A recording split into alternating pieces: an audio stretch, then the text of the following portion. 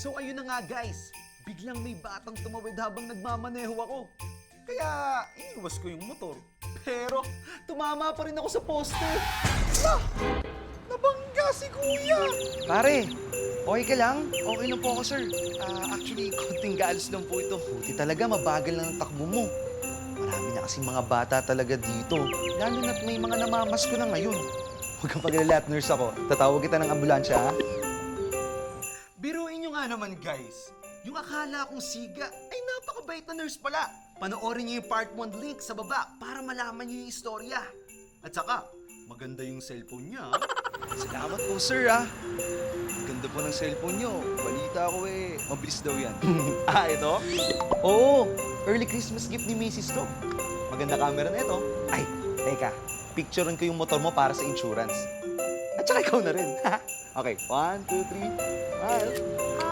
Kuya, sorry iniwan kasi ako nito dun eh. Sabi ko sasama ako sa caroling. Oh, Okay lang yun.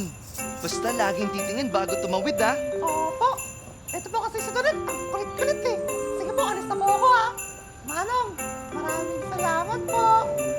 Bye! Dating, sados! Uy, pare! Andiyan na yung ambulansya.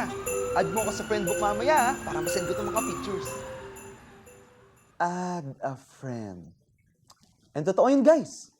Nagkaroon ako ng maraming kaibigan noong bisperas ng Pasko. Totoo pala talaga yung kasabihang, don't judge a book by its cover. Noon ko napatunayang marami pa rin talagang mababait na tao sa mundo. At yan ang aking kwentong Christmas. Ang kulit ano? Ay, ubus na pala. Paano? Guys, may booking pa ako eh. Ako si Rudolph the Rider. Let's share the love this Christmas. Kita-kits!